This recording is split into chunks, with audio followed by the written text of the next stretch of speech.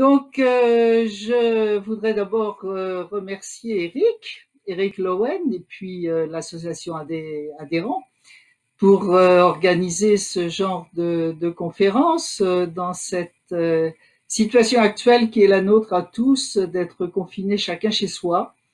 C'est bien intéressant de pouvoir se parler. Et moi, je suis très contente aussi d'écouter des conférences d'autres personnes.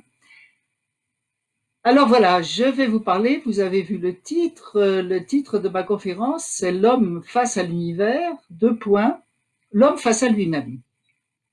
Alors l'homme face à l'univers, c'est un sujet qui m'intéresse beaucoup, qui me passionne, parce que je crois que nous vivons actuellement, enfin quand j'ai dit actuellement, c'est depuis, disons, un peu plus d'un siècle, nous vivons une période exceptionnelle de l'histoire de l'humanité.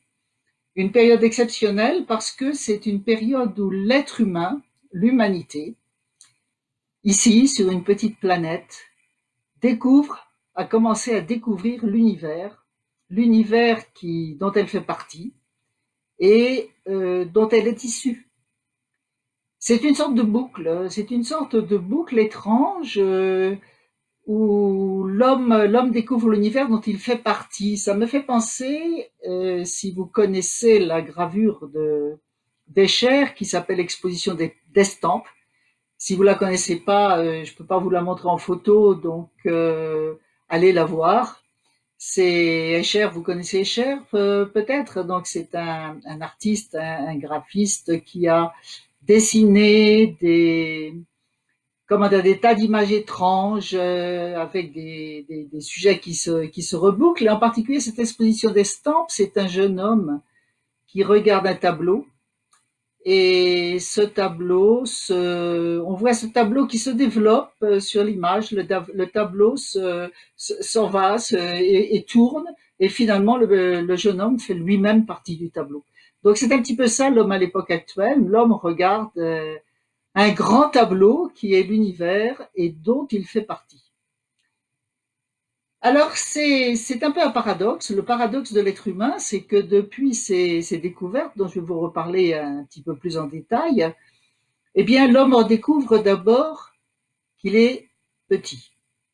Qu'il est petit sur une petite planète qui vogue dans l'espace. Il est là depuis peu de temps. Je vais vous en reparler. L'humanité est très jeune par rapport à la planète. Donc l'homme est là depuis peu de temps. Il est fragile. On le voit en ce moment. Il est soumis à l'attaque il se croit tout puissant, l'homme. Il se croit tout puissant sur la Terre, mais en réalité, il est soumis à l'attaque de toutes petites bestioles comme des petits virus très méchants.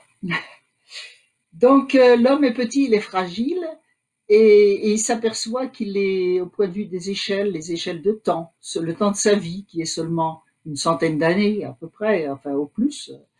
Bon, je sais bien qu'il y a des gens qui vivent 120 ans, maintenant on vivra peut-être de plus en plus longtemps, mais enfin c'est quand même pas beaucoup par rapport à l'âge de l'univers qui se compte en milliards d'années. Et puis notre système solaire, la Terre et le Soleil, c'est très peu de choses par rapport à toutes les échelles dans l'univers, les échelles des galaxies. Donc on est très peu de choses. On est très peu de choses, mais en même temps, l'être humain est extrêmement puissant. Et pourquoi il est extrêmement puissant? C'est parce que, eh bien, sa puissance, c'est la possibilité de connaissance. La connaissance, l'homme est capable de découvrir, l'homme est capable de connaître des échelles qui le dépassent de loin, il est capable de les comprendre, il a un cerveau et une conscience, donc il a conscience de tout ça et la conscience d'en avoir conscience. Et ça, c'est quand même quelque chose d'extraordinaire. Donc on a ce paradoxe que l'homme qui découvre l'univers est tout petit et en même temps c'est lui qui découvre, donc il est aussi très puissant. Et on se demande pourquoi. On se demande ce qui va se passer.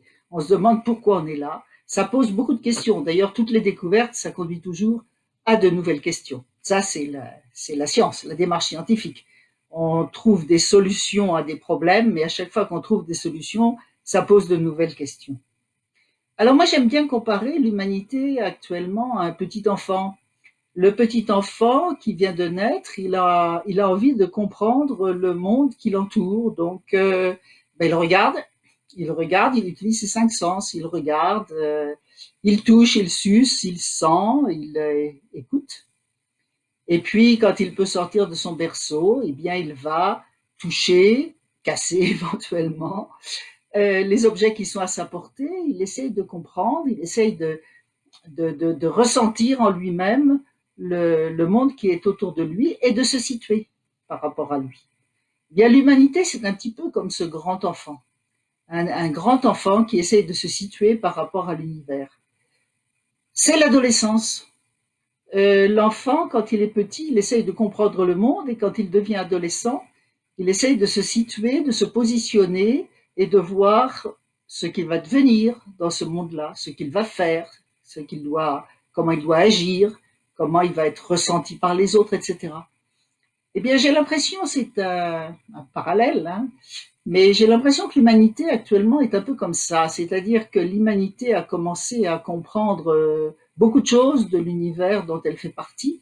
Elle doit se situer par rapport à lui, elle doit devenir adulte, et elle ne l'est pas encore. Elle n'est pas encore, peut-être parce que l'humanité en tant que telle n'a pas encore vraiment conscience de ce qu'elle est sur cette petite planète dans l'univers.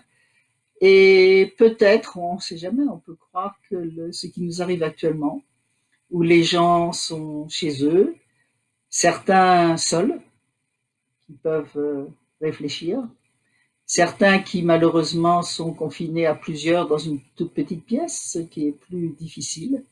Mais de toute manière, il se passe quelque chose actuellement avec ce virus, avec ce confinement qui fait que les choses ne sont pas comme d'habitude, qu'on prend conscience de certaines situations, on prend conscience de ce que les besoins qu'on pensait avoir ne sont peut-être pas des vrais besoins. Peut-être quelque chose va évoluer, peut-être pas tellement, mais de toute façon, je pense que ce qu'on vit actuellement, il faut l'utiliser. Il faut l'utiliser d'une manière positive. Alors avant d'aller plus loin, je vais vous parler un petit peu plus en détail de ces découvertes, pas toutes les découvertes parce qu'il y en a tellement, mais de ce qui me semble important par rapport à la manière dont l'humanité doit se sentir elle-même, dont l'homme doit se sentir lui-même par rapport à tout ça. Avant d'aller plus loin, il faut essayer de comprendre les échelles de temps. Alors ça, c'est un petit geste que j'aime bien faire et que je vais vous faire là. Parce que, bien voilà, on dit que l'homme vit 100 ans, on dit que que la Terre a 4,5 milliards d'années, que l'univers a 3 fois plus, un âge 3 fois plus grand. Bon, quand on parle d'années, quand on parle de milliards d'années, ça parle pas énormément. Alors, mon petit geste, ça va être difficile là à faire au complet, mais ça fait rien, vous allez voir. Puis en plus, vous me voyez à l'envers, hein, c'est-à-dire que ma droite à moi, c'est votre gauche à vous. Donc, je vais faire comme vous me voyez, c'est-à-dire ça, pour vous, c'est la droite, hein, je crois.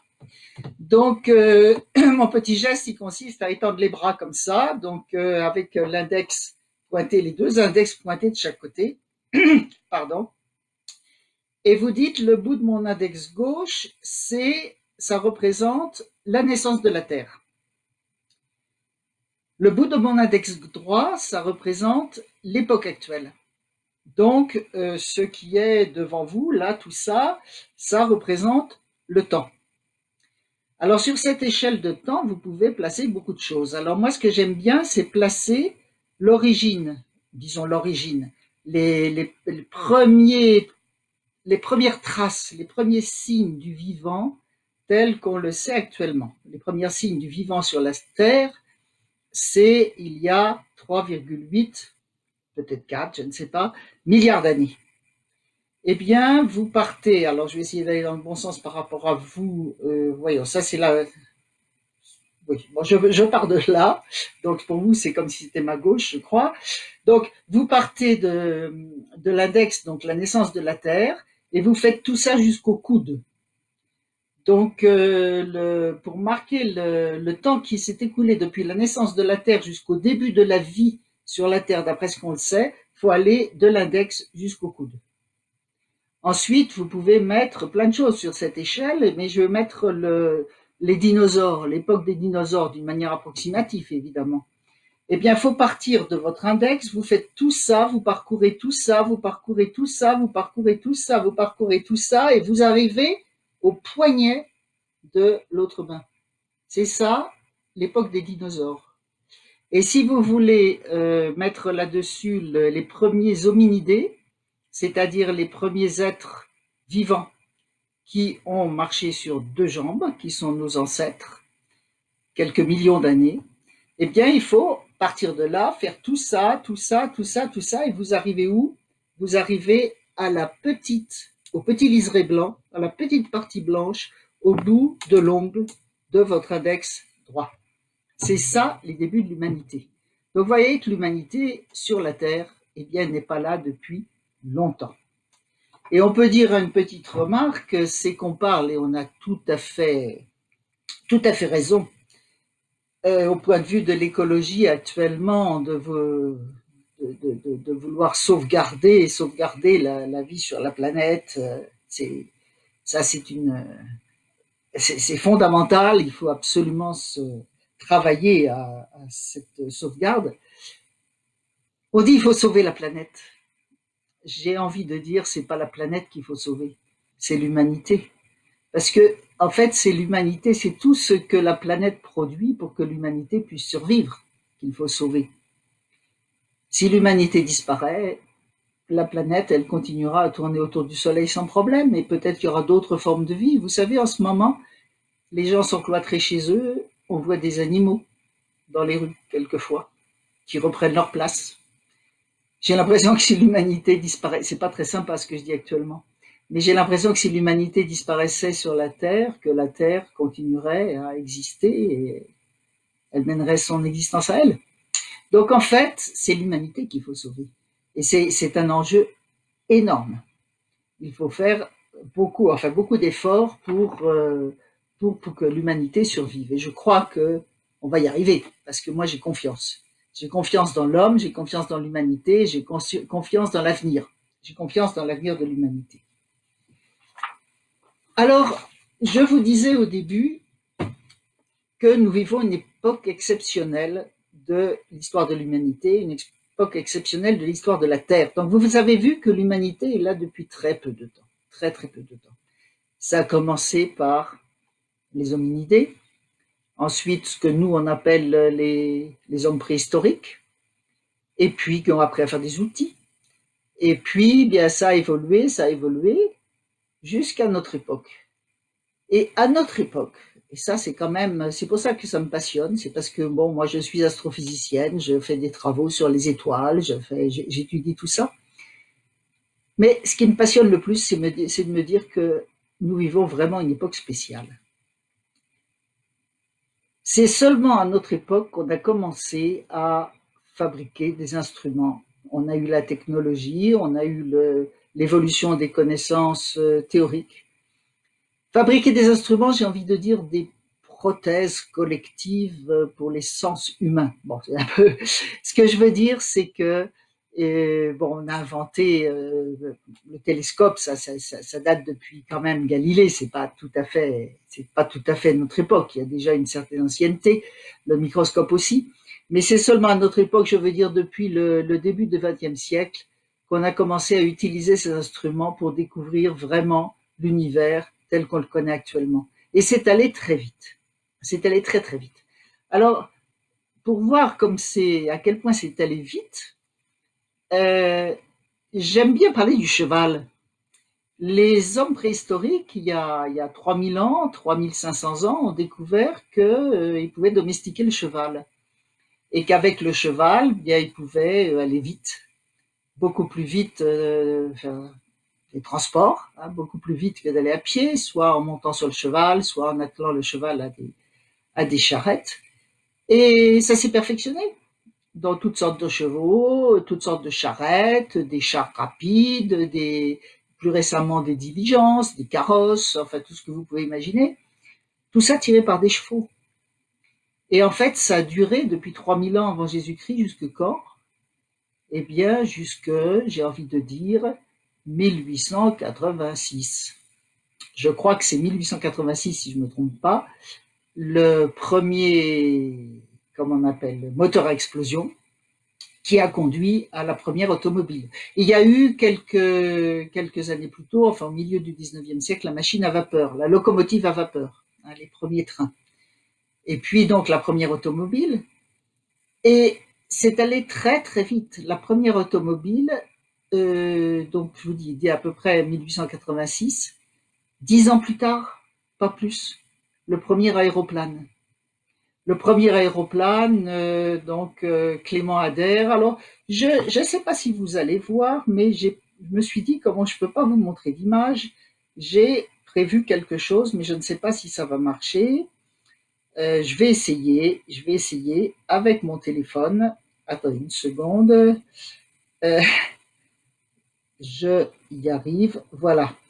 Si je mets comme ça, vous devriez pouvoir voir les images des premiers aéroplanes. Donc vous avez l'avion 3 de Clément Ader et puis en dessous le flyer des frères Wright, des Américains qui étaient venus faire leurs essais de vol dans le sud-ouest de la France. Vous voyez cet aéroplane, cet avion de Clément Ader là qui est juste, j'y arrive pas ici là, un peu comme un oiseau, comme des ailes d'oiseau. Et c'était la première fois qu'on quittait le sol. La première fois, là, à peu près 1900, c'est pas si vieux que ça, la première fois qu'on quittait le sol, là, de quelques mètres. Et les gens étaient enthousiastes. Et comme ils savaient pas, les gens, ils avaient du mal à savoir si l'avion avait vraiment volé ou pas. Ils regardaient les traces des roues sur le sol. Et si pendant quelques mètres ou quelques dizaines de mètres, il n'y avait plus de traces, ils disaient l'avion a volé. Ça, c'était dans les années 1900. Et je me mets toujours à la place de ces gens qui étaient enthousiastes de pouvoir faire comme les oiseaux, pouvoir s'élever dans les airs. Est-ce que ces gens-là auraient pu imaginer que 70 ans plus tard, il y avait des hommes sur la Lune? Donc ça, c'est quelque chose qui est allé extrêmement vite. C'est la conquête spatiale, mais la conquête spatiale dans tous les sens du terme. Et puis avec ça, il y a eu des évolutions technologiques très générales, il y a eu des évolutions théoriques, il y a eu par exemple la théorie quantique, la physique quantique, il y a eu qui a conduit aussi à la physique nucléaire, qui a été utilisée d'une manière négative par les sociétés. Ça, on pourrait en reparler. Hein, c'est pas la science elle-même qui est négative, c'est l'utilisation de certains résultats scientifiques pour les sociétés. Et puis il y a eu la théorie de la relativité d'Einstein. Enfin, il y a eu toutes sortes d'évolutions théoriques en même temps que la technologie. Et puis l'informatique, extrêmement important, l'informatique, les ordinateurs. Par exemple, au début du XXe siècle, les astronomes, en particulier un astronome anglais qui s'appelait Arthur Eddington, ils avaient compris ce que c'était qu'une étoile. Ils avaient compris qu'une étoile, c'est une grosse boule de gaz. Bon, d'abord, le Soleil, c'est une étoile, comme les autres. Et les étoiles, ce sont des grosses boules de gaz autogravitantes. Autogravitante, ça veut dire que ce gaz, cette grosse boule de gaz, tient toute seule dans l'espace. Elle n'a pas besoin d'être confinée dans une boîte. Ça tient tout seul dans l'espace sous l'effet de son propre poids. C'est la matière qui est à l'intérieur qui empêche la matière qui est à l'extérieur de s'en aller. Ça, c'est une sphère autogravitante. Et une sphère autogravitante, quand on a fait un petit peu de science, un petit peu de physique, on peut assez rapidement écrire les équations qui permettent de comprendre comment un tel système, une telle sphère est faite à l'intérieur. Et donc, nos astronomes du début du XXe siècle, eh bien, ils savaient écrire ces équations, mais ils ne pouvaient pas les résoudre. Parce que ce sont des équations qui sont impossibles à résoudre à la main. Il faudrait des centaines et des centaines et même plus d'années pour arriver à les résoudre. Ça marche pas. Donc il a fallu, c'est pas qu'il a fallu attendre, c'est que fort heureusement sont arrivés vers les années 1950 les premiers ordinateurs. Et avec les premiers ordinateurs, il a été possible de résoudre ces équations et de savoir comment les étoiles étaient faites à l'intérieur, quelle était leur température, etc. Pour les étoiles comme le Soleil, et le Soleil en particulier, on ne savait pas à la fin du 19e siècle, on ne savait pas d'où venait l'énergie. D'où venait cette énergie, d'où venait la lumière solaire. On ne comprenait pas, on ne savait pas. On se disait, si le Soleil est en train de se refroidir, il devrait exister pas plus que quelques millions d'années, ça on savait le calculer, mais on savait que la Terre était plus vieille que ça, donc ça ne marchait pas. On ne savait pas. Et il a fallu découvrir l'énergie nucléaire pour comprendre que le Soleil est le siège de réactions, de fusion nucléaire, et aller beaucoup plus loin dans cette compréhension. Et puis en même temps, il y a eu la découverte des galaxies, du fait que le Soleil fait partie d'une galaxie qui est la nôtre, la Voie lactée, puis il y a d'autres galaxies. Ça, c'est Edwin Hubble, le scientifique Hubble, auquel on a donné son nom à un télescope spatial. Et donc, c'était Edwin Hubble, qui vivait aussi dans les années 1930, qui a découvert pour la première fois qu'il y avait d'autres galaxies que la nôtre, que ces galaxies s'éloignaient les unes des autres, et tout ce qui a conduit finalement à la découverte que l'univers évolue, que l'univers est en expansion, qu'il a eu un début, et ce début, on sait maintenant que c'est, on peut lui donner un âge bien précis avec tout ce qu'on a comme observation maintenant que je ne vais pas détailler. Je crois d'ailleurs qu'il y a eu une conférence d'Alain Blanchard sur le sujet, donc je ne vais pas détailler tout ça. Mais toutes ces observations qui permettent maintenant de donner un âge précis à l'univers qui est 13,8 milliards d'années. Donc tout ça, c'est grâce à toutes ces théories, ces observations avec des grands télescopes depuis la Terre, mais aussi la conquête de l'espace. Donc le fait de pouvoir quitter le sol terrestre, et ça, c'est ça qui est en plus quelque chose de, de tout à fait particulier dans l'histoire de la Terre. Vous imaginez l'histoire d'une planète depuis 4,5 milliards d'années, avec de la vie qui est venue dessus, mais la vie qui est venue au sol de la planète, des êtres, des végétaux, puis des êtres vivants qui pouvaient se déplacer, mais qui pouvaient se déplacer sur le sol depuis 4,5 milliards d'années. Et c'est maintenant, enfin il y a quelques dizaines d'années, que pour la première fois, des êtres vivants sur la Terre ont réussi à la quitter. C'est pas rien.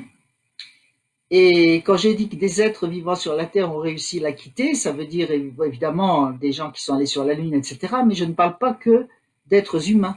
Je parle aussi de tous ces robots, de tous ces télescopes qu'on envoie dans l'espace, de toutes ces sondes spatiales, de tout ce qui fait qu'on commence à bien comprendre notre environnement, l'environnement du système solaire et bien au-delà.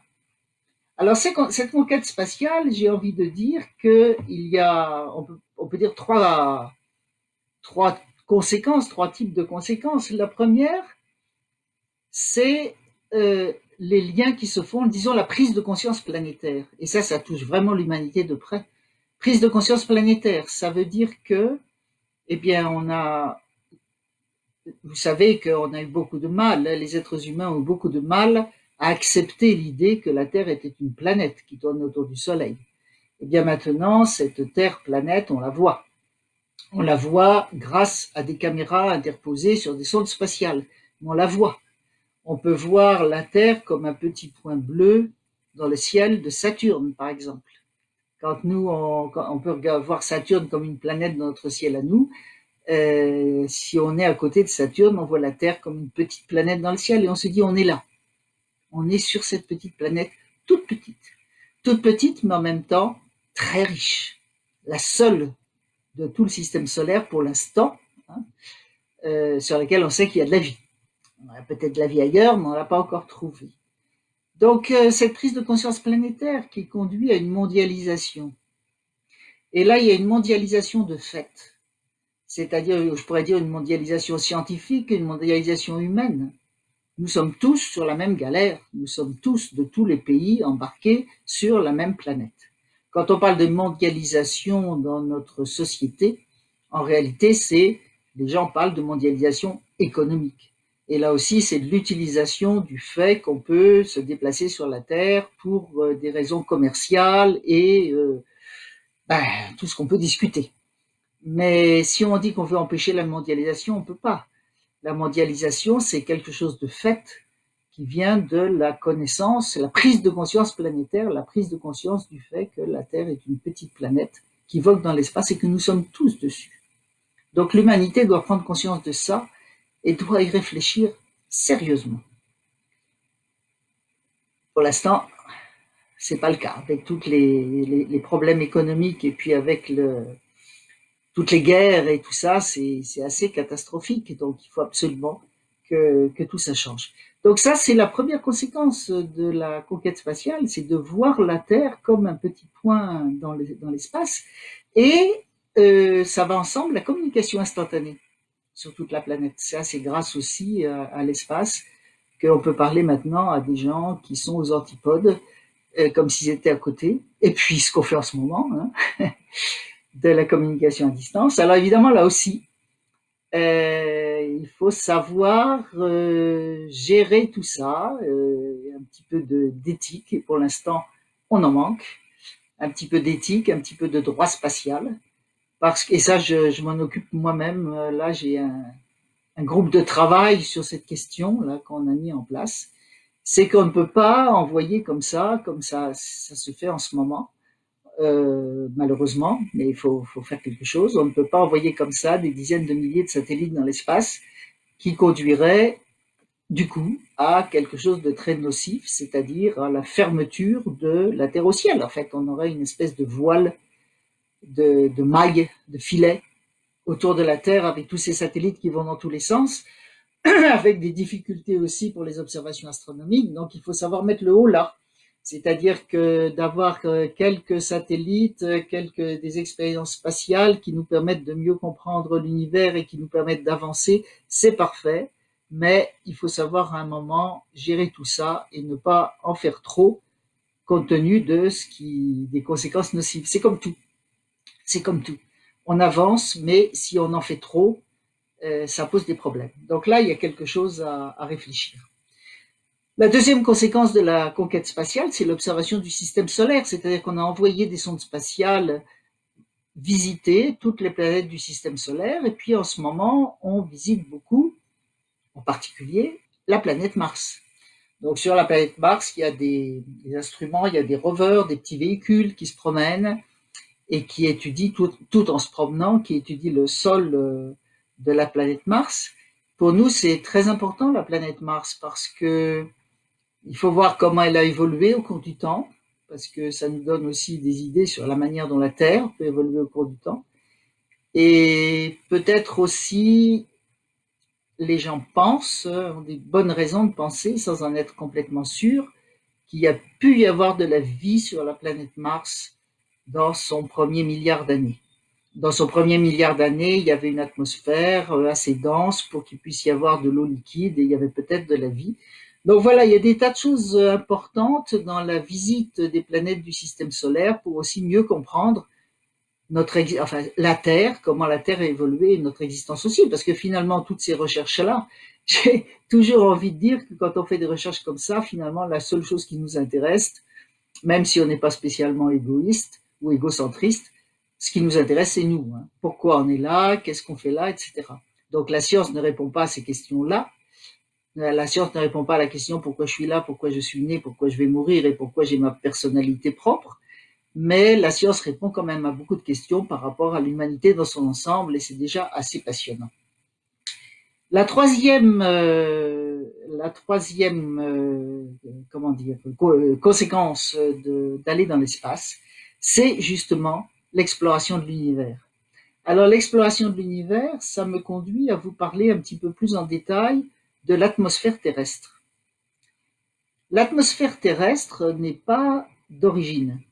L'atmosphère actuelle, l'atmosphère qu'on respire, ce qui nous permet d'exister, nous, les êtres humains, puis les animaux avant nous, ce n'était pas une atmosphère d'origine. À l'origine, quand la Terre s'est formée, avec les autres planètes autour du Soleil, l'atmosphère n'était pas respirable, au sens de respirable pour un être vivant comme nous. Il s'est passé diverses choses. Il y avait d'abord le dégazage des volcans qui a changé un peu l'atmosphère. Et puis, la vie. Donc la vie, les premières algues, les algues bleues, le tout début de la vie, qui petit à petit a transformé l'atmosphère terrestre. Et quand il a commencé à y avoir suffisamment d'oxygène, qui s'est aussi combiné pour faire de l'ozone, ça a permis de protéger le sol de la Terre de tous les rayonnements nocifs qui viennent de l'espace. Et à partir du moment où la Terre a été protégée de tous les rayonnements nocifs qui viennent de l'espace, la vie a pu continuer à se développer beaucoup plus vite. Alors cette atmosphère terrestre, elle est assez extraordinaire. J'ai prévu, mais je ne sais pas si c'est une très bonne idée, j'ai prévu un petit schéma quand même. Alors je vais vous expliquer. L'atmosphère terrestre, donc, elle est composée de tas de molécules. Bon, il y a de l'ozone, mais il y a beaucoup de toutes sortes de molécules qui arrêtent la plupart des rayonnements qui viennent de l'espace. Alors les rayonnements, ça veut dire, là je vais insister un petit peu parce que ça replace l'être humain justement. L'homme qui découvre l'univers découvre aussi son fonctionnement sur la Terre et quelques coïncidences qui en fait n'en sont pas, qui sont des résultats, certainement des résultats de l'évolution, mais qui sont quand même assez fascinantes. Donc l'atmosphère, disons d'abord que l'essence, je parlais tout à l'heure au début d'essence de l'être humain pour les enfants, l'essence, c'est-à-dire déjà la vue qui permet d'atteindre des distances, les distances les plus grandes, et puis l'ouïe et les autres sens de l'être humain sont très, très riches, mais en même temps très limités. Ils sont tous très limités. Et ça, c'est aussi une chose qu'il est bien de comprendre parce que je pense que c'est bien de replacer l'homme, de replacer l'être humain par rapport à son environnement.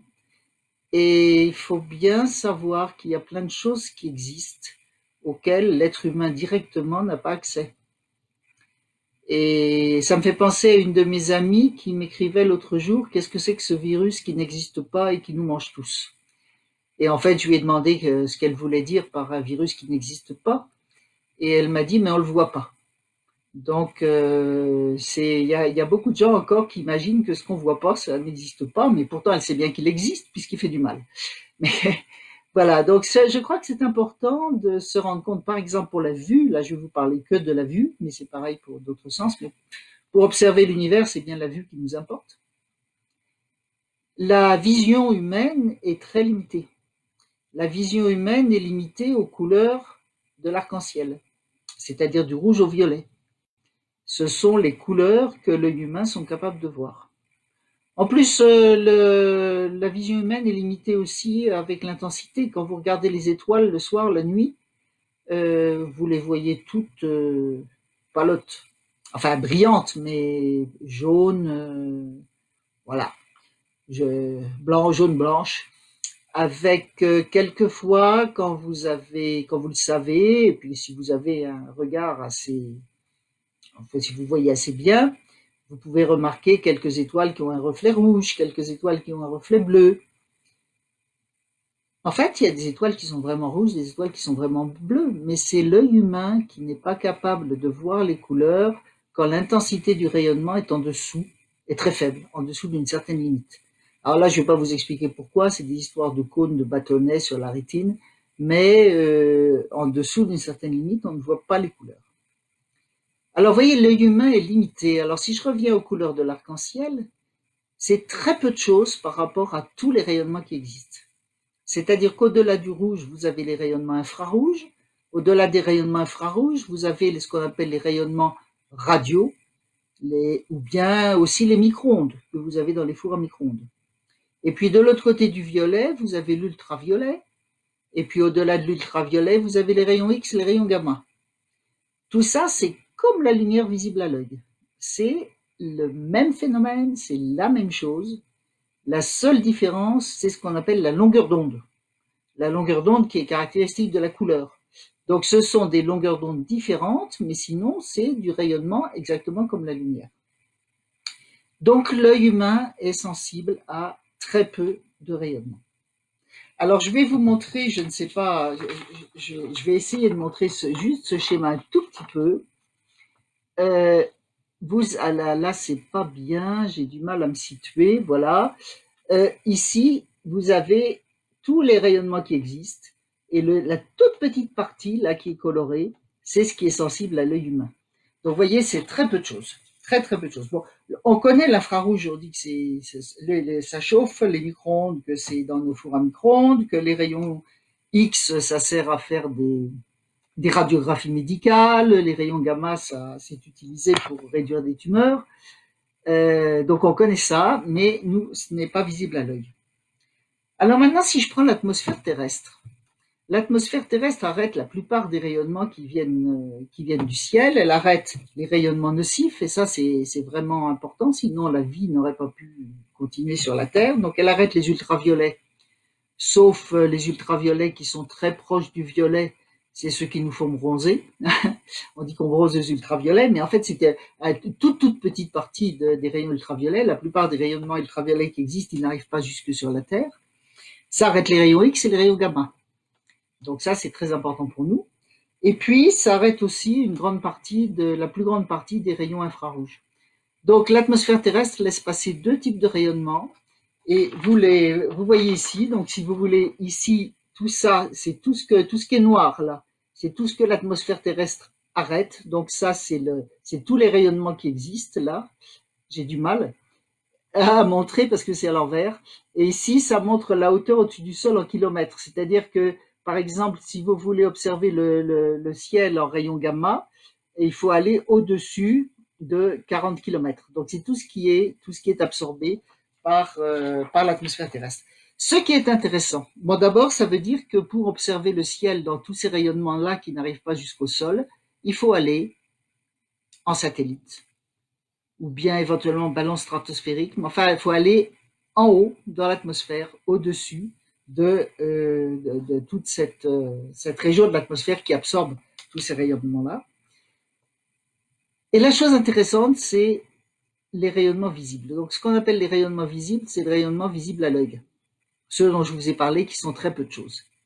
Eh bien, il se trouve que l'atmosphère terrestre, alors c'est pas la peine que vous voyez tout, mais simplement ici, vous avez une toute petite région ici, où le rayonnement qui vient du ciel arrive jusqu'au sol. Bon, il y a aussi le rayonnement radio, mais ça, j'en parle pas. Une petite région ici, où les rayonnements qui arrivent du ciel viennent jusqu'au sol. Eh bien, à très peu de choses près, les rayonnements qui arrivent de l'espace jusqu'au sol correspondent aux rayonnements visibles à l'œil humain. C'est-à-dire que l'atmosphère laisse passer du ciel précisément les rayonnements qui sont visibles à l'œil. Donc ça veut dire que nous sommes faits pour voir le ciel. Ça veut dire que si nous avions des yeux, imaginons que l'atmosphère soit constituée comme elle est, si nous avions des yeux qui nous permettaient de voir en infrarouge plutôt que de voir le rayonnement visible, on se verrait les uns les autres parce que nos corps rayonnent en infrarouge, mais on ne verrait pas le ciel. On n'aurait jamais vu les étoiles, on aurait l'impression d'être toujours dans un cocon. Donc en fait, on a tout ça qui s'est ajusté, l'atmosphère terrestre et l'œil humain, de telle manière qu'on puisse voir le ciel, de telle manière que quand vous sortez de chez vous la nuit, si vous n'avez pas de nuages évidemment, vous voyez les étoiles. Ça, c'est quand même assez fabuleux. Et si on n'avait pas ça, l'être humain, il serait sur la Terre à vivre comme les fourmis et sans avoir aucune notion de l'univers dans lequel il existe. C'est quand même étonnant ça.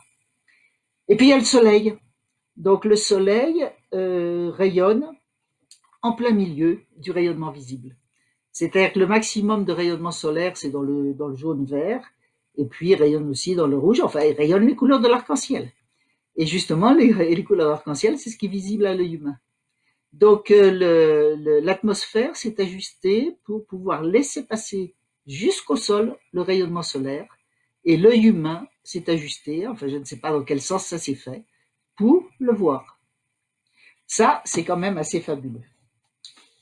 Voilà, donc ça montre que la conquête spatiale, ben, c'est important aussi parce que ça c'est fabuleux que l'être humain puisse voir le ciel, mais c'est limité de voir le ciel. C'est limité parce que bon, d'abord quand vous regardez des étoiles, quand vous regardez le ciel, vous les voyez en temps réel. Vous les voyez au moment où vous les regardez. Vous pouvez regarder, vous pouvez faire des dessins de planètes comme faisaient les astronomes il y a quelques siècles, mais ça va pas très loin. Donc en fait, pour aller plus loin et pour vraiment découvrir l'univers, il fallait des instruments. Alors les instruments, pardon, ce sont des télescopes qui permettent, j'en ai déjà parlé, qui permettent d'observer des objets célestes très faibles, donc qui sont très loin. Le fait d'aller dans l'espace, donc de pouvoir observer au-delà de l'atmosphère terrestre, ça c'est très important. Et le fait de pouvoir intégrer la lumière, c'est-à-dire faire des pauses. Comme quand vous faites des pauses avec un appareil photo, ça vous permet de fixer des objets très faibles que vous ne pourriez pas fixer avec un temps d'exposition très court et que vous ne verriez pas à l'œil non plus. Donc le fait de pouvoir faire des pauses très longues permet d'avoir des informations sur l'univers beaucoup plus importantes qu'à l'œil humain. C'est pour ça que, contrairement à ce que beaucoup de gens pensent encore, les astronomes professionnels ne regardent pas dans les télescopes, c'est fini. Jamais on ne regarde dans un télescope. On regarde dans un télescope pour se faire plaisir. On a des télescopes, évidemment, des télescopes d'amateurs, et on regarde les anneaux de Saturne, etc., ou la galaxie d'Andromède, pour se faire plaisir. Mais les travaux professionnels, c'est toujours avec de l'électronique, de l'informatique, des écrans et des détecteurs derrière le télescope, des détecteurs qui analysent la lumière d'une manière extrêmement précise, extrêmement sophistiquée, pour obtenir des informations beaucoup plus importantes que ce qu'on pourrait avoir à l'œil.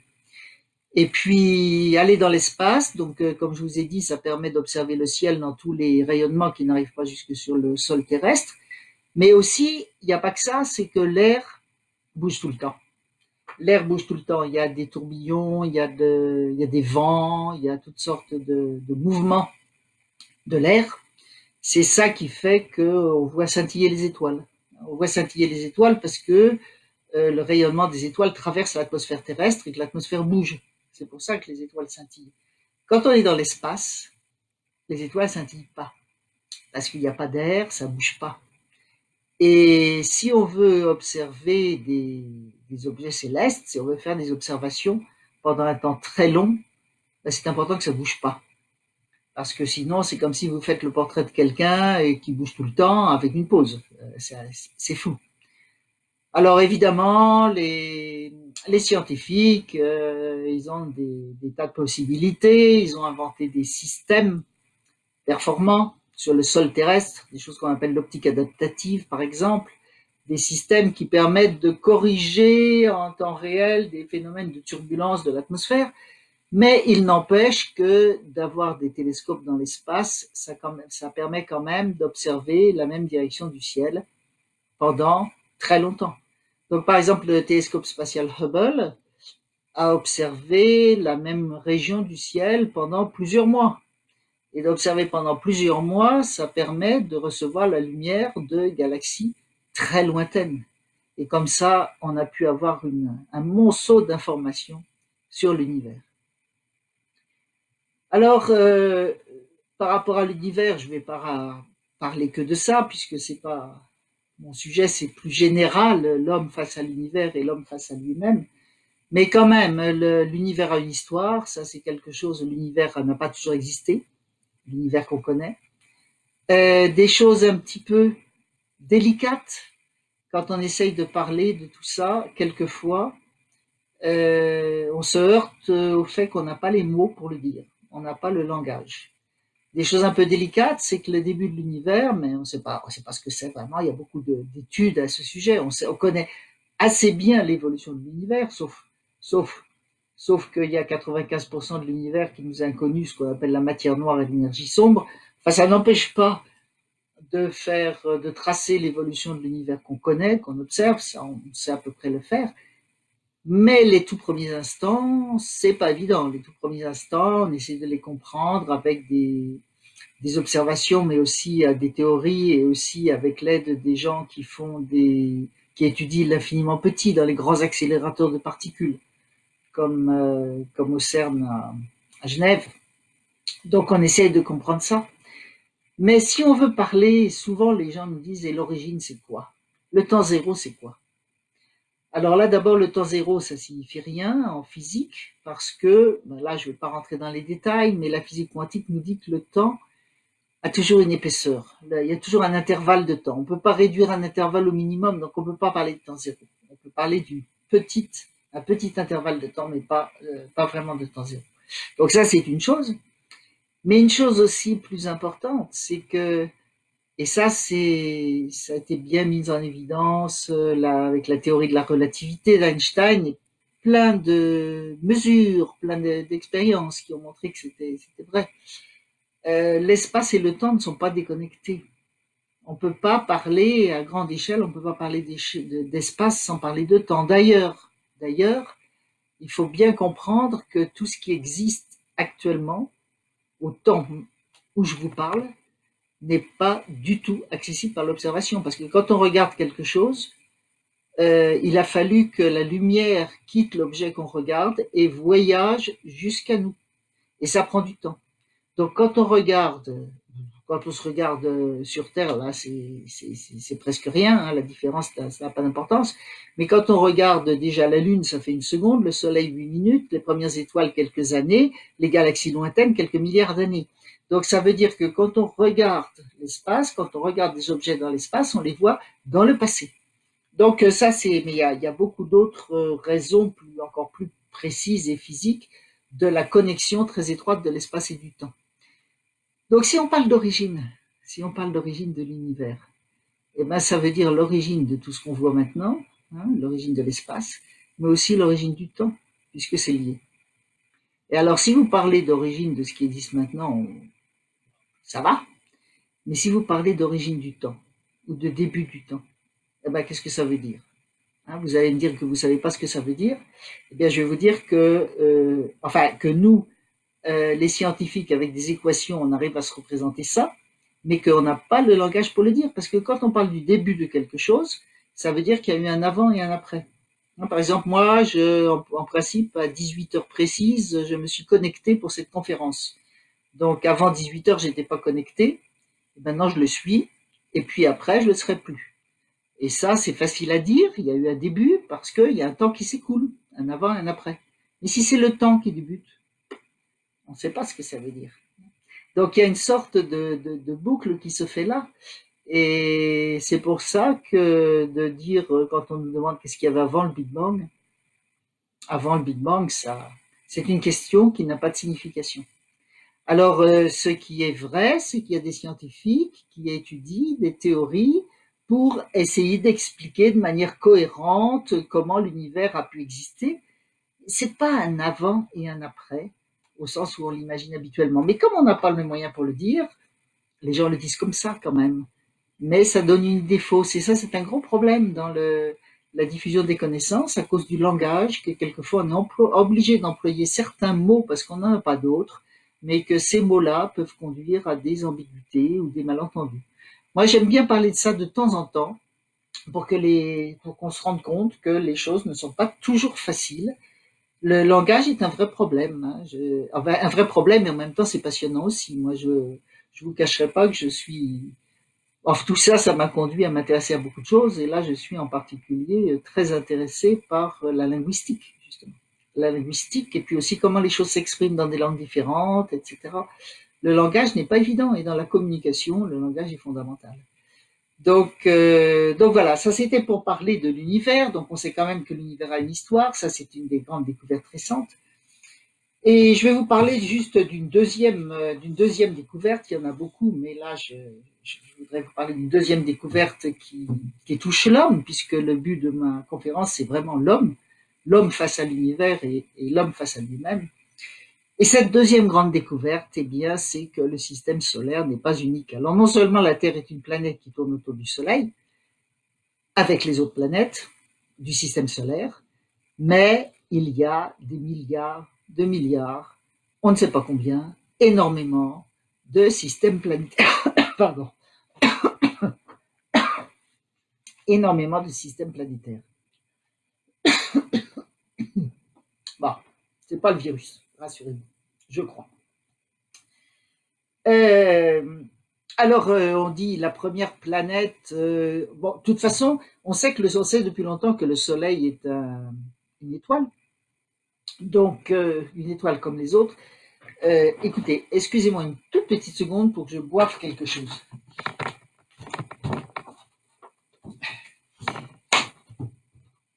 Quand je me suis préparé, j'avais oublié de mettre un verre d'eau à côté de moi. Voilà. Oui, je disais que le Soleil est une étoile comme les autres et que le Soleil est des planètes, donc ça semblait tout à fait logique que les autres étoiles aient des planètes aussi, en tout cas beaucoup d'autres étoiles. Mais là encore, c'est quand même étonnant, c'est notre époque de toute l'histoire de la Terre, c'est notre époque. À notre époque où on a découvert qu'il existait des systèmes planétaires autres que le Soleil. Donc la première planète découverte autour d'une étoile autre que le Soleil, mais une étoile qui ressemble au Soleil, ça s'est fait en 1995 avec par Michel Mayor et Didier Queloz qui ont eu le prix Nobel de physique 2019 pour ça. Il y avait eu une découverte de planètes avant. Oh,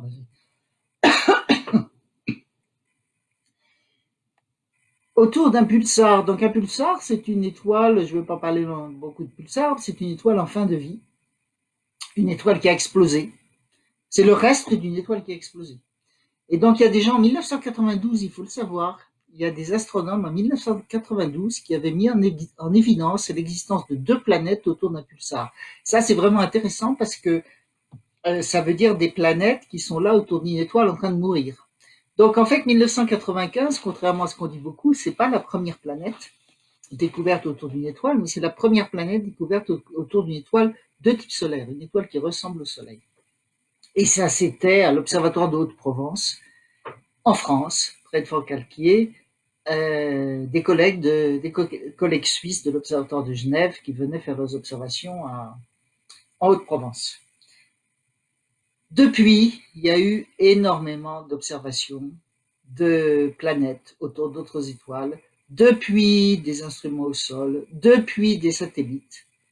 On est arrivé à tel point que maintenant, on pense que quand vous regardez le ciel, vous pouvez vous dire qu'il y a à peu près autant de planètes que d'étoiles, ce qui ne veut pas dire que chaque étoile a une planète. Il y a des étoiles qui n'en ont pas, mais il y a des étoiles qui ont des systèmes planétaires, et globalement, comme ordre de grandeur, il y a énormément de planètes. Donc en fait là, depuis 1995, ça fait 25 ans, hein. Ça fait pas longtemps, hein. C'est vraiment très très très récent. Et maintenant, on en arrive à la situation où on sait qu'il y a énormément de planètes dont ailleurs dans l'espace, énormément de planètes dont certaines sont solides. Et donc la question se pose évidemment, est-ce qu'il y a de la vie ailleurs? Donc est-ce qu'il y a de la vie ailleurs dans l'univers? Avant c'était de la science-fiction, ou alors des idées d'ovnis ou de petits martiens ou des choses comme ça. Maintenant c'est devenu une vraie recherche scientifique qui se fait pas à pas. Donc la première chose c'était de savoir s'il y avait des planètes solides autour d'étoiles autres que le Soleil. La réponse est oui, on le sait maintenant. La question c'est maintenant, c'est parce que si on recherche de la vie, enfin on connaît une seule sorte de vie, c'est la nôtre, enfin celle qui est sur la Terre, que ce soit les végétaux, les animaux ou les êtres humains, c'est toujours de la vie qui a besoin d'eau. Et d'après tout ce qu'on peut imaginer de types de vie possibles, pour l'instant, on n'imagine pas trop de types de vie possibles, mais c'est parce qu'on est limité aussi. Mais quand on va chercher de la vie ailleurs, forcément, il faut qu'on puisse s'appuyer sur quelque chose, s'appuyer sur des expériences, des données. Donc on va voir s'il existe de la vie qui ressemble à la nôtre. Je ne veux pas dire de la vie qui ressemble à nous, êtres humains conscients et capables de faire la technologie, etc. Ça peut être des bactéries, des végétaux, mais quelque chose qui ressemble à la vie qui existe sur Terre, et pour ça, il faut de l'eau liquide. Donc, les gens cherchent s'il y a des planètes sur lesquelles il peut y avoir de l'eau liquide. Pour ça, il faut que les planètes soient pas trop près de leur étoile, sinon c'est trop chaud, l'eau s'évapore. Pas trop loin de leur étoile, sinon c'est trop froid, l'eau est glacée. La réponse est oui. Il semble bien qu'il y ait beaucoup de planètes solides sur lesquelles il peut y avoir de l'eau liquide. Alors là, on n'est pas au bout de nos peines. Donc, il faut essayer de voir si les planètes ont une atmosphère. Ces planètes-là, il faut savoir qu'on ne les voit pas directement. On voit, par exemple, quand elles passent devant l'étoile, on voit la diminution du rayonnement de l'étoile quand la planète passe devant. Et à partir de là, on peut savoir plein de choses sur la planète, mais on ne les voit pas directement. Mais si vous avez une planète qui passe devant son étoile, il est possible, quand on observe le rayonnement de l'étoile, au moment où la planète au moment où la planète est devant, il est possible de distinguer, alors ça je ne vais pas vous expliquer comment en détail, ce serait trop long, il est possible quelquefois de distinguer dans le rayonnement qui nous vient de l'étoile des signatures de molécules. Et les molécules en question, elles ne sont pas dans l'étoile, parce que l'étoile est trop chaude, elle n'a pas de molécules.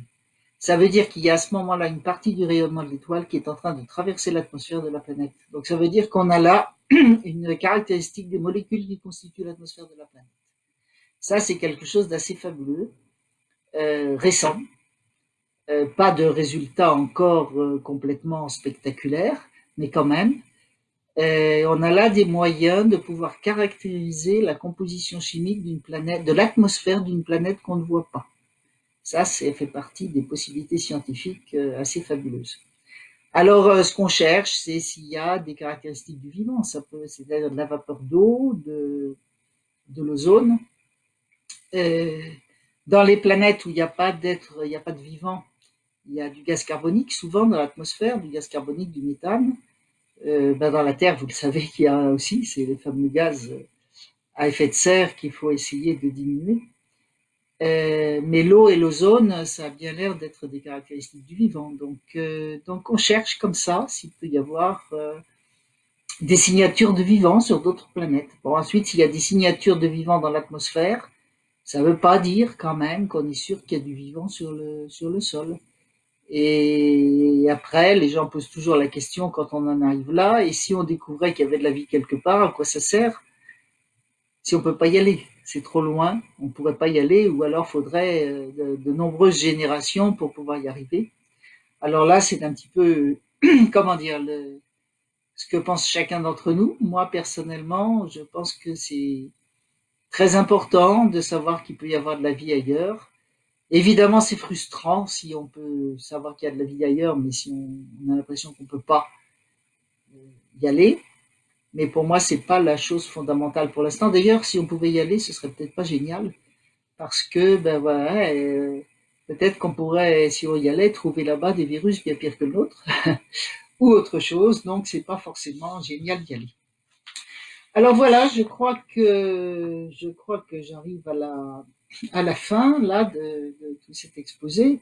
Donc, si je veux conclure, je trouve vraiment que nous vivons une période fantastique sur le plan de la découverte de l'homme par rapport à l'univers. Le problème, comme je disais au début, c'est que pour dire les choses d'une manière imagée, l'humanité n'est pas encore assez adulte pour gérer ses connaissances. Peut-être que les connaissances vont trop vite par rapport aux sociétés. Je ne sais pas, il y a beaucoup à réfléchir. Il y a une question d'éthique extrêmement importante. Non pas pour empêcher l'évolution des connaissances scientifiques, ça on peut pas. On peut pas. Je prends toujours l'exemple de Galilée, par exemple. Galilée qui a dû renier ses découvertes, dire que c'était pas vrai, tout ça. Ça n'a absolument pas empêché son message scientifique de continuer. Il a eu des disciples, tout a continué. Donc les sociétés ne peuvent pas empêcher l'évolution des connaissances. On a aussi, bon, comme je parle de Galilée, c'était l'Église. On peut parler aussi de Andrei Sakharov et du Parti communiste au début dans la Russie, quand Sakharov a été exilé en Sibérie. Mais il avait une théorie cosmologique qui est encore maintenant la théorie de Sakharov. Je pense qu'on ne peut pas empêcher l'évolution des connaissances scientifiques. C'est partie intégrante de l'être humain, ça, d'essayer de comprendre le monde dans lequel il vit. En revanche, c'est les sociétés qui doivent réfléchir avec les scientifiques, réfléchir à cette question d'éthique et puis aussi à tenir compte de toutes ces connaissances scientifiques pour gérer sa propre évolution. Je crois que je vais arrêter là, avec cette sorte d'ouverture. Voilà, cette sorte d'ouverture vers une réflexion personnelle de chacun d'entre nous. Merci. Alors, je ne sais pas ce qui se passe maintenant. S'il y a des questions qui viennent par chat ou c'est assez étonnant, je dois dire, de parler comme ça, encore une fois, et de ne voir personne. Ah oui, ça y est. Ah oui, mais je vois plein de gens là. Non, je vois pas plein de gens, mais je vois plein de textes. Alors, je regarde. Son et image OK, ça c'est bien. Bonjour, bonjour, bonjour. On entend bien. Ah, il y a quelqu'un qui a mis le... Merci, c'est Eric qui a mis l'image d'Escher, là, ou sans mettre l'image d'Escher, qui a mis le site, le lien Wikipédia.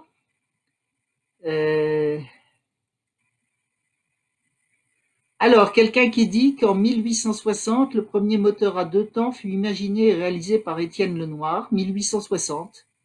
Donc moi, je disais 1886, mais apparemment, il y en avait eu un autre avant.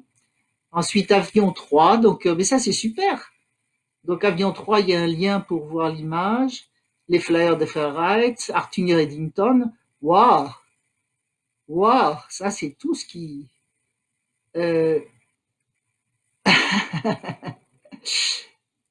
Qu'est-ce que c'est ça? La Terre vue de l'ISS. Oui, moi, j'avais une belle image, en fait.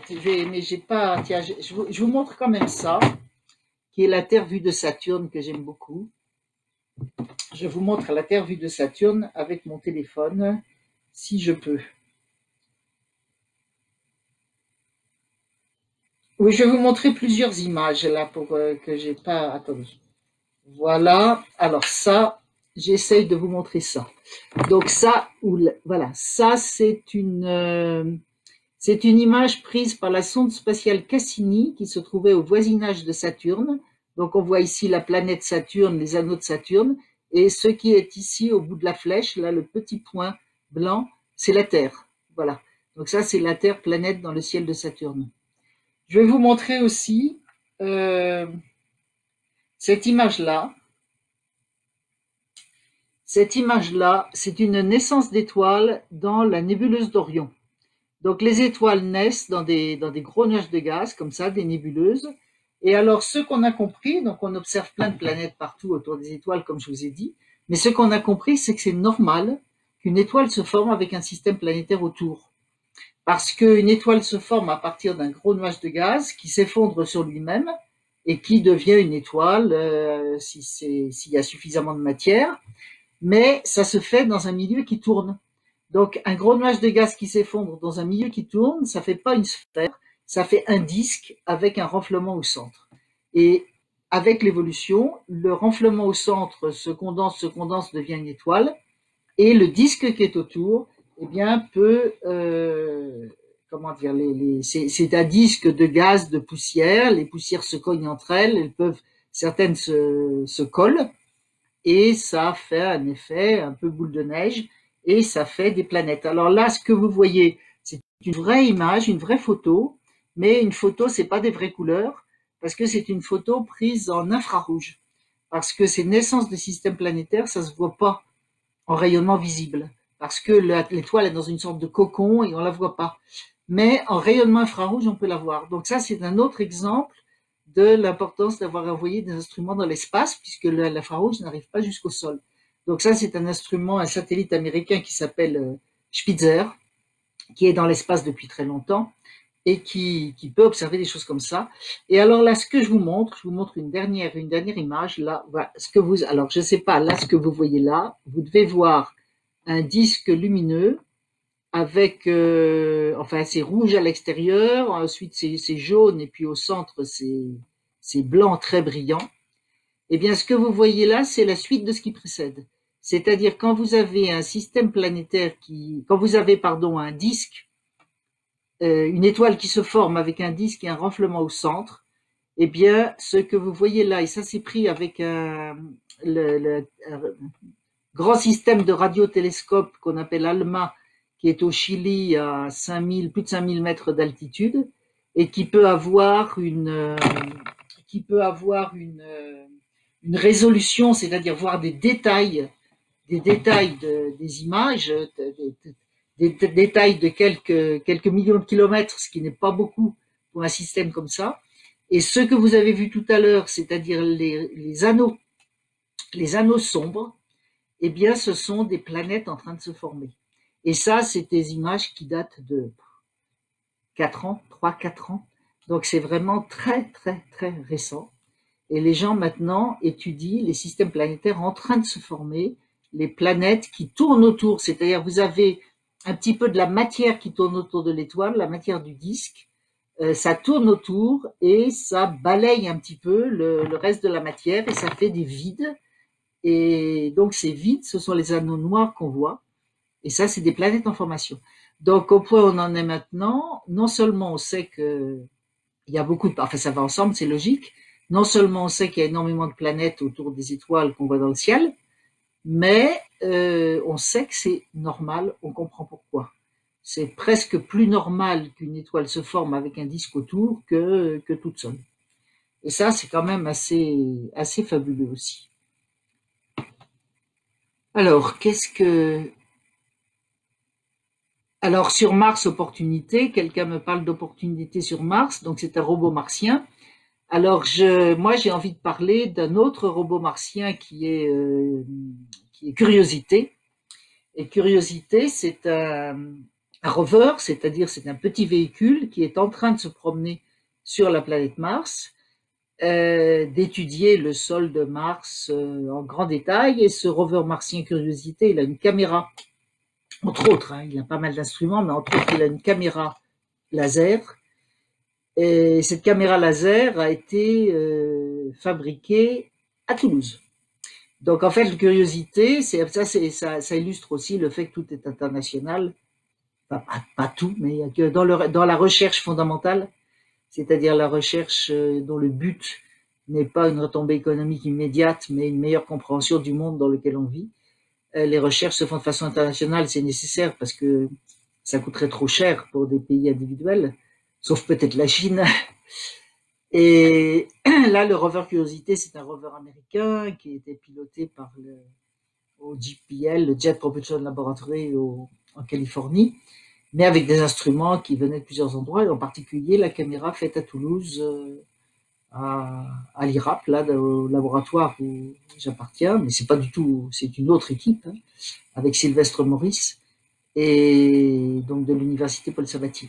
Donc voilà, il y a et Curiosité continue à fonctionner. Et puis il y a Opportunité, il y a d'autres, il y a aussi des instruments qui tournent autour dans le ciel de Mars pour étudier le sol. Enfin, il y a aussi le sismomètre qui s'appelle InSight et qui a été déposé sur la planète Mars pour étudier les tremblements de Mars, comme il y a les tremblements de terre. Et là aussi, il est pas toulousain le sismomètre, mais il est français. Donc voilà pour Mars. Qu'est-ce qu'il y a comme sur le spectre électromagnétique? Donc là, c'est très bien. Le satellite SO, observatoire du Soleil positionné au Grain de la Grâce, voilà. Donc ça, SO, il a été assemblé aussi. C'est pas pour faire du cocorico tout le temps, mais c'est vrai que SO a été assemblé à Toulouse. Le satellite SO qui observe le Soleil depuis 1995, donc il a été fabriqué, assemblé à ce qui s'appelait à l'époque Astrium ou c'était Matra. Enfin, ça a été Matra après Astrium et maintenant Airbus Defence and Space. Ça fait mieux Airbus Defence and Space, mais c'est la même boîte.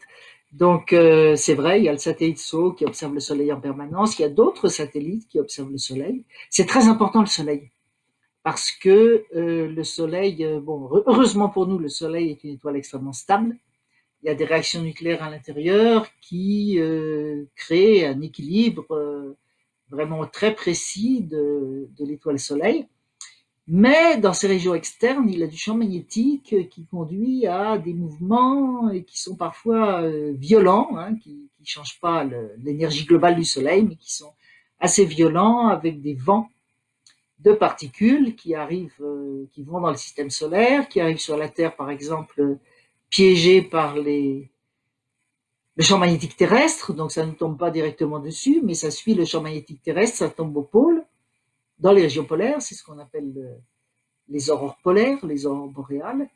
Et s'il y a trop, le soleil, il varie, enfin pas le soleil lui-même intérieurement est très stable, mais son champ magnétique varie. Donc ce qu'il envoie dans l'espace, qui est une quantité de matière négligeable par rapport à la quantité de matière qu'il y a dans le soleil, mais qui est important pour nous quand ça tombe dessus, cette matière, des fois, il y a un cycle de 11 ans. Donc, des fois, en ce moment, on est dans une période un peu faible, il y a un nouveau cycle qui commence. Et quand on arrive à la période forte du cycle, on peut avoir des grandes éjections de matière, des effets magnétiques. Ça peut faire sur Terre ce qu'on appelle des orages magnétiques, ça peut faire des problèmes aux transformateurs, ça peut surtout faire des problèmes aux satellites qui tournent autour de la Terre. Donc, les gens ont envie de le prévoir. On appelle ça la météo de l'espace. La météo de l'espace, donc tout ce genre de choses qui peut se produire dans l'espace est beaucoup lié au Soleil, donc on a besoin de bien étudier le Soleil. Alors, il n'y a pas de problème pour la santé sur la Terre, mais il y a des problèmes pour les instruments.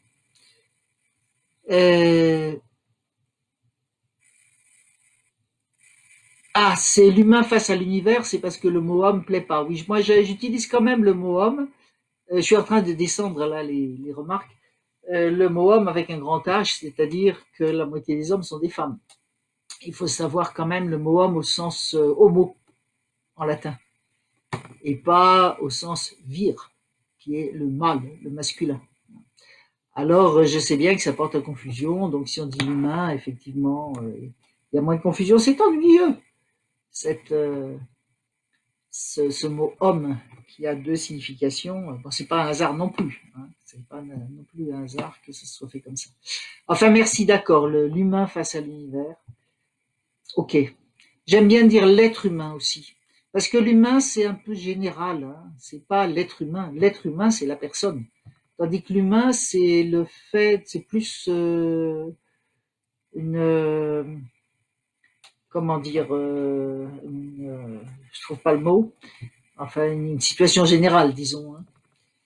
Alors ensuite, du côté de l'imagine,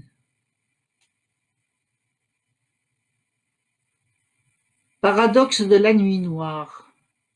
Alors, je ne sais pas, ça c'est pas un paradoxe, hein. C'est, disons que les résolu le paradoxe. Euh, enfin, c'est tout à fait ça, oui. Je vois la suite de ce qui est écrit. Un raisonnement sur la nuit noire qui remettait en cause l'idée d'un univers statique. C'est vrai que il y a la question de l'univers statique, mais il y a aussi le fait que, peut-être plus important, que l'univers n'a pas toujours existé. C'est-à-dire que quand on regarde dans l'espace, quand on regarde les objets célestes lointains, comme je disais tout à l'heure, plus on regarde de loin, plus on regarde le passé. Et l'univers a un âge, 13,8 milliards d'années. Donc, si on regarde suffisamment loin, on atteint non pas l'origine, puisqu'on n'a pas accès à l'origine directement, mais on atteint les premiers instants de l'univers. Et ça, c'est le cas. Alors ça, c'est un autre sujet, mais peut-être qu'Alain Blanchard vous a raconté tout ça, parce que je pense qu'il a parlé de l'univers, mais que, comment dire, quand l'univers, pour dire les choses rapidement, quand dans ses premiers instants de l'univers, il était très dense, très chaud, et il y avait de la lumière, il y avait de la matière, et tout ça s'était très mélangé. Et puis, l'univers est en expansion, la densité a diminué, la température aussi, et il y a un moment où la lumière s'est séparée de la matière, c'est-à-dire que la lumière qui était là a pu parvenir jusqu'à nous sans rencontrer de particules de matière. Bon, il y en a qui ont rencontré des particules de matière, mais il y en a qui ont pu arriver jusqu'à nous sans rencontrer des particules de matière, et c'est ce qu'on appelle le rayonnement cosmologique primordial, ou le bruit de fond primordial, qui n'est pas de la lumière visible, qui est de la lumière maintenant en radio, en ondes radio, Et donc voilà, c'est quand on regarde suffisamment loin, on arrive aux premiers instants de l'univers. Hein, Et donc le paradoxe en question, c'était comment se fait-il que la nuit soit noire, enfin que ce soit noir entre les étoiles, puisque si l'univers est infini, on devrait voir des étoiles partout et ça devrait être infiniment brillant. Donc on ne sait pas quelle est la dimension de l'univers, s'il est infini ou pas à l'époque actuelle, on n'y a pas accès, mais on sait que l'univers observable, c'est-à-dire ce qui est accessible à l'observation, compte tenu du fait que quand on regarde loin, on regarde le passé, l'univers observable est fini. Et donc, si on veut expliquer pourquoi la nuit est noire, il faut tenir compte de tout ça. Il faut tenir compte du fait que l'univers est fini et en même temps tenir compte de l'expansion, bien entendu. Voilà, donc ça c'est une très très bonne remarque. Je continue. Ce n'est pas seulement le nombre des atomes. Oui, alors là je connais ça. Hein. Je connais. J'aurais pu vous faire même une conférence là-dessus sur tout ce qui s'est dit à l'époque des Grecs et puis ensuite. Hein. Les anciens Grecs, euh, enfin, il y avait chez les Grecs des philosophes qui avaient même compris que la Terre devait être une planète qui tournait autour du Soleil. Ça, c'était Aristote de Samos. Et il y avait les autres qui, avec la théorie comme Démocrite, qui avaient une théorie atomiste. Donc, les atomes, on était fait d'atomes, qu'à la mort, les atomes se dispersaient, et il y avait une théorie disant qu'il devait y avoir d'autres mondes comme le nôtre ailleurs, que c'était, bon, il y avait je me rappelle plus très bien le raisonnement, mais dans la mesure où les atomes se dispersaient, ils se reformaient ailleurs. Enfin, il y avait vraiment des idées très très proches de ce qu'on sait actuellement. Mais il y avait aussi d'autres gens comme Platon, Aristote, qui avaient d'autres vues selon le souci, le souhait d'avoir l'harmonie du monde. C'est-à-dire que sur Terre, il y a le mal, mais que dans l'espace, tout était parfait. Et c'est cette théorie-là, et en particulier Aristote. Enfin là, je simplifie peut-être qu'Eric Lowen, il sera pas du tout d'accord avec moi, ou pas si simple que ça. Mais en gros, c'est quand même cette théorie d'Aristote qui a prévalu et qui a été la théorie importante dans tout le Moyen Âge européen et qui est aussi la théorie qui était que la religion acceptait. Hein. Et alors que les autres, comme Aristarque de Samos et d'autres, et n'ont pas sont restés un peu dans l'oubli pendant longtemps, jusqu'à ce qu'on arrive à me semble-t-il, hein, jusqu'à ce qu'on arrive dans les années 1600, qu'il y a eu Giordano Bruno qui a reparlé de pluralité des mondes, qui a été pour toutes sortes de raisons, il n'était pas très en accord avec l'Église, qui a été brûlé vif à Rome. Et puis après, il y a eu Galilée, puis il y a eu Copernic, et puis il y a eu tous les autres. Mais c'est vrai que quand on retourne vers les anciens Grecs, là, ce n'est pas seulement le nombre des atomes, c'est celui des mondes qui est infini dans l'univers. Il y a un nombre infini de mondes semblables aux nôtres, et un nombre infini de mondes différents. Épicure, l'être à Hérodote. Ça fait longtemps. Ah ben voilà, j'ai dit ça sans descendre, et je vois qu'il y a là l'histoire de Platon. Donc, si Épicure postulait la pluralité des mondes, Platon était un unicité. Oui, c'est ça. Ben ça, c'est tout à fait cohérent avec ce que je disais jusqu'à présent. Ah ben voilà, Giordano Bruno. Eh ben merci, merci. Euh, la philosophie des communs, comme les scientifiques l'ont mis en œuvre, ne pourrait-elle pas être généralisée dans la vie au quotidien? Alors là, ça c'est la question des sociétés. Hein. Ce serait génial. Pouvez-vous nous parler de votre travail sur l'éthique en sciences? Alors je vais voir. Merci. Parce que quel type de découverte dans l'univers vous semble le plus probable dans les... Je peux pas savoir quel type de découverte il y aura dans les 50 prochaines années. Ça, c'est vraiment... je peux savoir dans quelle direction on va. Et je crois que c'est très important. Je reviendrai sur l'éthique après. Je crois que c'est très important. Et on ne peut pas savoir ce qu'on va découvrir. Et c'est très important comment dire, pour ce que les politiques, enfin, là, je raccourcis beaucoup, hein, aimeraient que la manière dont la science fonctionne, c'est-à-dire qu'on donne de l'argent à des gens, parce que c'est comme ça qu'on fonctionne. Il faut savoir des scientifiques, à l'époque actuelle, ils passent une grande partie de leur temps à faire des dossiers pour essayer d'obtenir de l'argent, pour essayer de faire leurs recherches. Enfin, ça va, ça c'est vraiment très lourd. Hein, ça, c'est une autre discussion.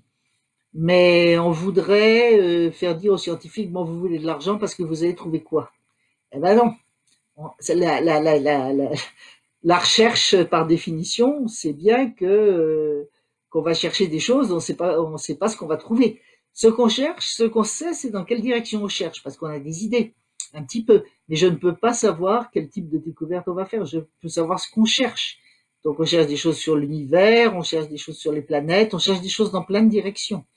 Donc j'ai envie de dire, faut rester à l'écoute. Il faut rester à l'écoute des découvertes. J'ai envie de dire aussi que des découvertes qui peuvent être importantes pour l'évolution des connaissances, ce ne sont pas forcément a priori les découvertes les plus spectaculaires. Et quand, évidemment, pour la communication, les médias, on veut des découvertes spectaculaires, donc on parle de certaines découvertes, et souvent ce qui fait avancer la science, c'est pas ces découvertes spectaculaires, mais des découvertes à petits pas qui permettent d'aller beaucoup plus loin. Je continue. À la Terre vue de Saturne, merci. Voilà, c'est super d'avoir tout ça donc disponible. La naissance d'un système solaire, curiosité, forme de la compréhension de l'univers nous aide-t-elle à appréhender une forme d'unicité des hommes et une conscience collective de tous les hommes? Ben, c'est ce qu'il faut. C'est là où on voudrait aller. Mais pour arriver à ce que la compréhension de l'univers nous aide à appréhender une forme d'unicité des hommes et une conscience collective de tous les humains, c'est exactement ça. Il faut beaucoup de travail. Il faut déjà beaucoup de travail pour communiquer les connaissances. Parce que pour que les hommes aient une forme d'unicité, il faut déjà qu'ils soient au courant. Et quand on voit qu'il y a aux États-Unis une société de la Terre plate, j'ai vu récemment une interview de quelqu'un comme ça, qui prend des photos d'une maison de l'autre côté d'un lac, une maison très très lointaine, et qui dit si la Terre était ronde, on ne devrait pas voir cette maison. Donc la Terre est plate, et ce qu'on nous raconte, c'est n'importe quoi. Donc quand on voit des choses comme ça, quand on voit des extrémistes, quand on voit des gens qui ont des idées complètement étroites d'esprit, difficiles à discuter, ben on se dit on n'est pas près de l'unicité des hommes et de la conscience collective. Le problème, c'est l'éducation. Et bon, là j'ai l'air de pontifier en disant ça, mais j'espère que vous comprenez dans quel sens je dis ça. Oula, le monde est le monde. Alors ça me demande du travail. Bon, voilà. Alors, modèle monde, ça me demanderait du temps. C'est simplement pour dire que les études actuelles de l'univers, mais ça demanderait beaucoup de temps. Là, je ne sais pas si j'ai encore un peu de temps, mais les études actuelles de l'univers montrent, c'est comme ça aussi, c'est assez bizarre, mais montrent que qu'il doit exister de la matière et de l'énergie qu'on ne voit pas, on ne sait pas ce que c'est. On ne voit pas, on ne sait pas ce que c'est, mais on en voit les conséquences. Donc des conséquences sur les effets gravitationnels, par exemple dans les amas de galaxies, ou dans les galaxies elles-mêmes, ou un peu partout on voit les conséquences, et puis dans l'évolution de l'univers. Donc ça, c'est la théorie actuelle, la théorie admise. Ce qui est intéressant, c'est qu'il y a des tas d'observations. Ça me donne l'occasion là aussi de dire une petite quelque chose. C'est une petite parenthèse. C'est que quand on fait de l'astronomie, quand on étudie les objets célestes, sauf si c'est des météorites qui tombent sur la Terre ou des choses comme ça, ou la Lune et qu'on y va, sinon en général on peut pas faire d'expérience sur place, c'est évident.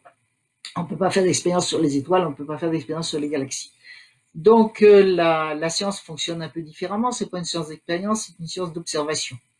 C'est-à-dire on fait des observations et à partir des observations, on déduit des phénomènes, on déduit la structure des objets, on déduit comment ils évoluent, on déduit des conséquences comme par exemple l'existence de la matière noire. Il faut, pour être convaincu, hein, c'est pas vraiment une preuve absolue, mais quand même pour avoir des évidences, pour être convaincu, et il faut avoir plusieurs types d'observations totalement indépendantes les unes des autres, qui ne concernent pas les mêmes objets, qui ne concernent pas les mêmes types d'instruments d'observation, qui finalement, en conséquence, donnent le même résultat. Et ça, c'est des choses qu'on a, et quand on a ça, on se dit quand même, ça a de l'intérêt, on pense qu'on ne se trompe pas. Donc là, l'idée actuelle, c'est qu'il y a une grande partie, 95% de la quantité énergie, matière-énergie de l'univers, qui n'est pas sous forme de matière visible à nous directement. Mais alors là, il y a des théories alternatives. Donc ces théories alternatives qui disent ben, tout ce que vous dites là, c'est parce que vous utilisez des lois de la physique, mais peut-être que vos lois de la physique, elles ne fonctionnent pas comme ça dans des conditions extrêmes, peut-être que c'est autrement, peut-être qu'il n'y a pas du tout de matière noire, qu'il n'y a pas du tout d'énergie sombre, mais c'est parce que l'univers ne fonctionne pas tout à fait comme vous croyez. Donc cette théorie monde, elle en fait partie. Alors je ne vais pas pouvoir répondre vraiment à la question, c'est-à-dire où on en est, parce que j'en sais rien. Mais ce que je sais, c'est que cette théorie monde, elle est testée comme on teste les autres théories, c'est-à-dire qu'on l'applique à des systèmes. Alors quelque chose d'important, par exemple, le Soleil. Le Soleil, s'il y a de la matière noire qui est attirée de manière gravitationnelle par les objets massifs, il doit y en avoir dans le Soleil. Donc, comme on connaît extrêmement bien, ça c'est un sujet dont j'ai pas du tout parlé, du tout, qui est l'étude des vibrations du Soleil, mais ça c'est un autre sujet, je peux pas en parler. Mais à l'époque actuelle, on connaît très bien comment le Soleil est fait à l'intérieur. On connaît bien la pression. Quand je dis qu'on connaît très bien, il y a aussi des choses qui nous échappent. Hein, mais c'est très cerné les choses qui nous échappent. On sait ce qui nous échappe. On a des problèmes. Mais d'une manière générale, on connaît bien l'intérieur du Soleil. On ne peut pas modifier ça beaucoup. Par exemple, si on imagine qu'il y a de la matière noire, même qui n'interagit pas avec le Soleil, mais qui est là, qui n'interagit que par la gravité, ça modifie l'intérieur du Soleil, et ça marche pas. C'est-à-dire qu'on n'a pas, à l'âge du Soleil, le bon rayon du Soleil, la bonne luminosité, c'est-à-dire l'énergie qu'on reçoit, la bonne température, etc. C'est extrêmement, précis, ce qu'on sait sur le Soleil. Donc on a des contraintes. On a des contraintes sur la quantité de matière noire qui peut exister dans l'univers à partir du Soleil. Bon, pour l'instant, ça marche pas trop mal avec ce qu'on imagine, mais voilà. Alors pour la théorie monde, je ne sais pas exactement, mais il y a des trucs comme ça, il y a des possibilités de tester. Et d'après ce que je sais, mais encore une fois, ça fait assez longtemps que je me suis pas occupé de ça, donc il a pu y avoir des choses plus récentes que je ne connais pas. D'après ce que je sais, il n'y a rien qui permet de dire que la théorie monde est correcte, mais il n'y a rien qui permet non plus de l'éjecter définitivement.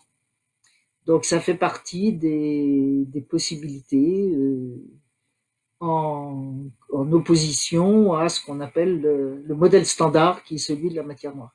Donc tout ça, je pense que tout ça, ça fait partie des recherches actuelles. Donc il n'y a pas une réponse définitive. Je ne sais pas ce qu'en penserait Alain Blanchard. Vous avez une conférence sur les platistes. Ah ben c'est très bien ça. Alors voilà, ben, c'était le sujet de la conférence d'Alain Blanchard. Quoi, la théorie monde? Probablement tout ça. Bon, c'est bien ce que je... Bon. Alors l'histoire d'éthique, parce qu'on m'a posé une question sur l'éthique et j'ai dit que j'y répondrai plus tard. Pour moi, en ce qui me concerne, c'est quelque chose qui débute. Un groupe de travail. Alors c'est pas pour moi, c'est pas de l'éthique par rapport à la science en général. Hein. Je pense que les comités d'éthique qui sont liés à tout ce qui est le domaine médical, les comités d'éthique qui sont liés à tout ce qui est l'écologie, le réchauffement climatique, tous ces trucs-là, c'en est d'autres. Moi, ce à quoi je travaille en ce moment, c'est l'espace proche. C'est-à-dire tous ces gens et actuellement c'est surtout Starlink, sponsorisé, enfin financé par le bien connu Elon Musk, qui envoie actuellement, je crois, 60 satellites, des mini-satellites, mais quand même, 60, des constellations de satellites, comme on dit. Donc 60 satellites d'un coup, si je me trompe pas, toutes les 2 semaines, quelque chose comme ça. Et ça dure depuis quelques mois. Et le but, c'est la 5G. C'est-à-dire, c'est l'Internet à haut débit au-delà de ce qu'on a maintenant.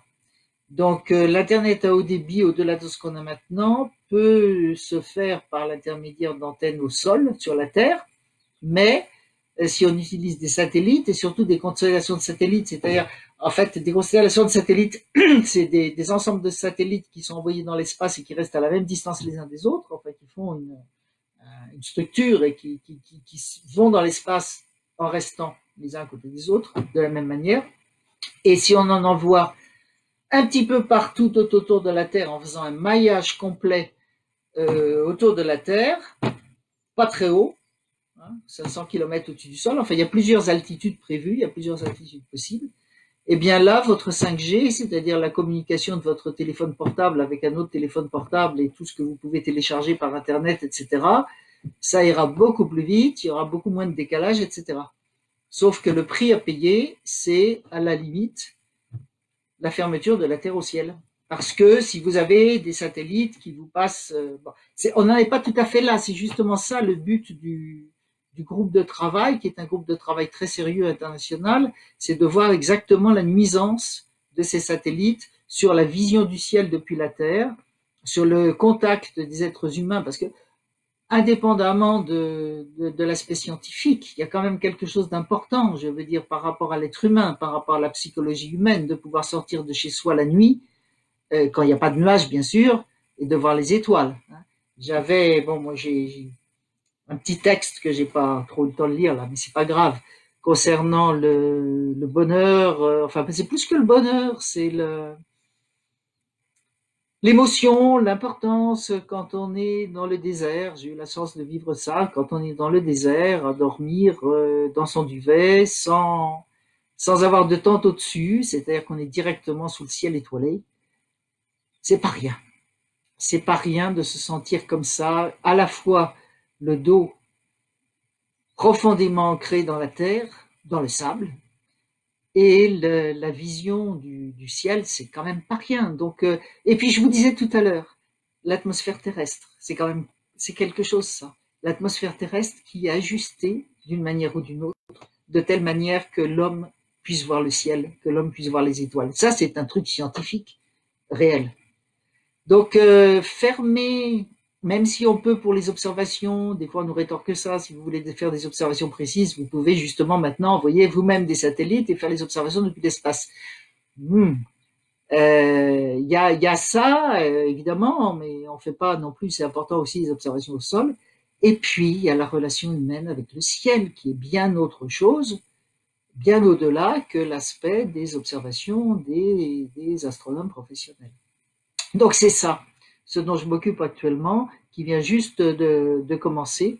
Et donc il y a des gens de toutes sortes, là, pas très nombreux, hein, on est une petite dizaine, mais il y a des gens de divers milieux et qui s'intéressent aussi. Il y a aussi l'aspect de radioastronomie, parce que ces satellites, il y a aussi de la nocivité de radio, des fréquences radio qui viennent collisionner avec d'autres. Enfin, ça peut faire aussi des problèmes. Donc il y a des gens qui s'occupent de radio, des gens qui s'occupent d'optique, il y a une personne qui est spécialiste de droit spatial, parce que ça existe. Le droit spatial international, ça existe, mais c'est pas appliqué, pas bien. Et voilà. Donc c'est ce genre de choses que je fais actuellement par rapport à l'éthique, quand même assez ciblée pour ce genre de problème. Voilà, j'espère que j'ai bien répondu à vos questions. Je sais pas s'il y en avait d'autres. L'éthique, voilà, ça c'est ça. Oui, ben alors si vous avez une idée, vous, de la manière de faire grandir l'être humain et l'humanité compte tenu de tout ça, eh ben, ce sera bien, parce que je pense que ça a vraiment besoin une compréhension globale. C'est pas les scientifiques qui peuvent arriver. Il faut vraiment qu'il y ait quelque chose de l'humanité d'une manière ou d'une autre. Voilà. Et je sais pas s'il y a encore du temps ou si on a fini. Là, c'est Eric.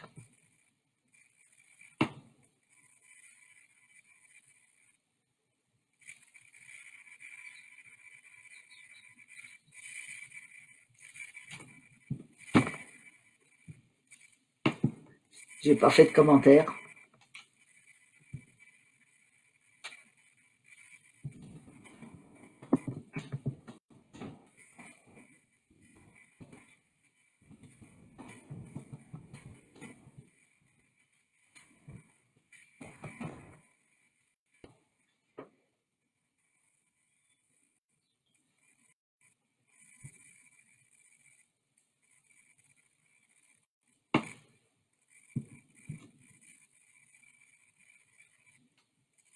Bon, il n'y a plus de questions, j'ai l'impression. Eric, tu peux me dire?